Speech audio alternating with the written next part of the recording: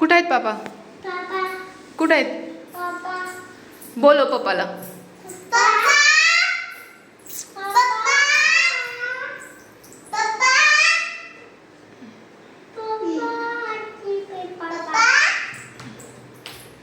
बचू तुझा ड्रेस दाखव मला. वाव, ड्रेस बघू मला.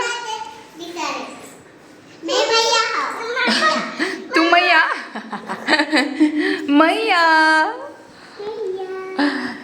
मैया काना. संक्रांतीच्या तुम्हा सर्वांना खूप खूप शुभेच्छा. तर आज ना ध्रुवीचे पप्पा म्हणजे यायला उशीर झाला होता. दोघं पण त्यांची खूप वाट बघत होते आणि त्यांनी आलेत नाही. मग मी त्यांना आंघोळ्या वगैरे घातलं, त्यांचं सगळं आवडलं आणि मग सगळं झाल्यावर बच्चू दरवाजाला जाऊन सारखं पप्पा पप्पा करत होता. मग नंतर तेवढ्यात कॉल आला की तुमचं पार्सल आले आणि मी ध्रुवीसाठी बॅग ऑर्डर केली होती आणि ती आजच आली. मग ध्रुवी एवढी खुश झाली ना आणि मला पण खूप छान वाटलं की आजच आली. आणि मग मी ओपन करायला सांगितली. तुला येते ना ओपन करता?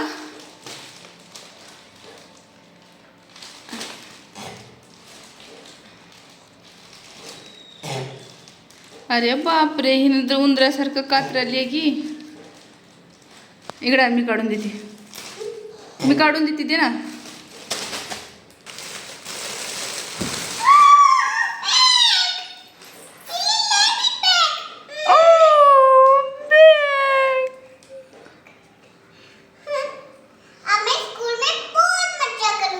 मज्जा करोगी?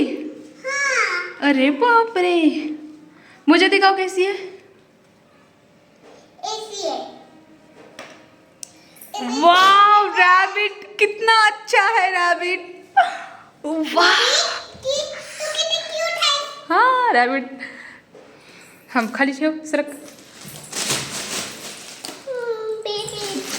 थांब ग, बच्चूला बघू दे ग, बघू दे ना त्याला पण. सरक.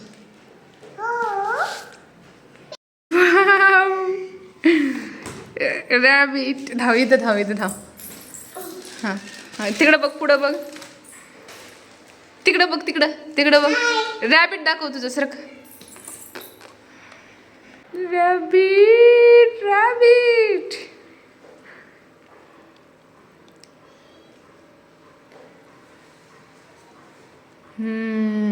मस्त. हॅलो. हां, माझं नाम आहे ध्रुवी सिद्धार्थ लष्करे. जर काका आले तर काका मला हे नवीन मला बॅग दिलेत. ते काका तुला बॅग दिले? अच्छा. जर मला स्कूलमध्ये गेलं तर टीचर मध्ये तुझा स्कूलचा बॅग लई छान आहे. हो, असं म्हणते टीचर. ते काका फुकट देऊन गेले नाही, त्यांना आपण पैसे दिला. पैसे ते मम्मीनं घेतले. काय मम्मीनं ऑर्डर केलं होतं, त्या काकानं आणून दिलेत. ते काका नाही देऊन गेले. ओके. हो, ते आणल्यापासून एकच म्हणा, ते काका मला दिले. अजून पुरणपोळ्या करायच्या होत्या आणि माझ्याकडनं गाळण्यासाठी चाळणी नाही किंवा पुरणपात्र पण नाही. सगळं गावाकडंच आहे सामान. तर मी जास्त डाळ शिजवते. जेव्हा पण मला करायची असते तेव्हा जास्त डाळ शिजवते, त्याच्यामध्ये गूळ टाकते आणि थोडं जास्त कमी गॅस करून थोडं जास्त वेळ गॅसवर ठेवते. मग ते जेणेकरून ते गुळाचं पाणी सुटून पुरण जास्त मऊ होईल आणि मग ते मऊ झाल्यावर ना मिक्सरमधून काढल्यावर ते निब्बर नाही राहत आणि एकदम स्मूथ होते. तर मी मिक्सरमधूनच काढते. रोज घरी लवकर येतात, पण नेमकं संक्रांतीच्या दिवशी त्यांना यायला उशीर झाला होता. घरी 3 वाजले आणि त्यांनी घरी नसल्यावर म्हणजे स्वयंपाक वगैरे काही करू वाटत नाही. मग नाश्ता वगैरे बनवते आणि लेकरांना घेऊन अशीच बसते मी. स्वयंपाक करूच वाटत नाही. मग आले त्याने 3 वाजता. मग मी फटफट लवकर सगळं आवरायचं. इकडे बघ. हॅपी मकर संक्रांती. सकाळी पोहे बनवले होते मी. ध्रुवनं नाश्ता केला होता आणि मग ध्रुवीला असेच काही खायला दिलं. मग मला पण खूप भूक लागली होती. मग मी अशी एवढा पटापट स्वयंपाक करून घेतला ना.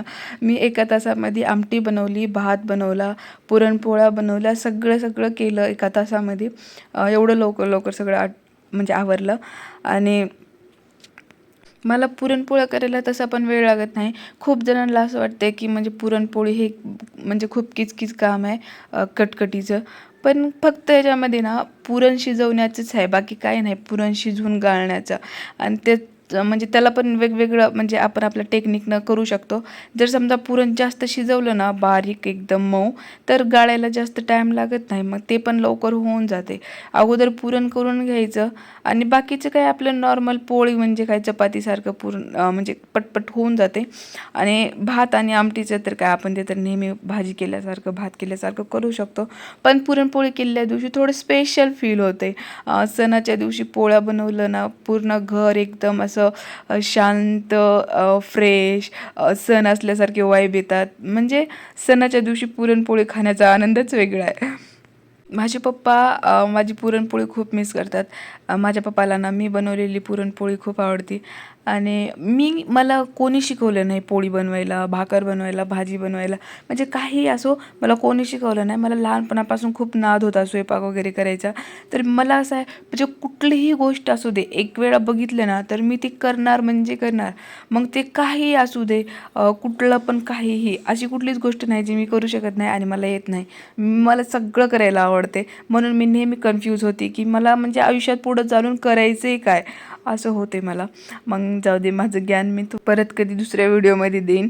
तर आम्ही माझं सगळं आवरलं. मग मी लेकरांना ते घेऊन आईच्या फोटोची पूजा केली, जेवण केलं आणि असंच संपला आमचा दिवस. भेटूया नेक्स्ट व्हिडिओत.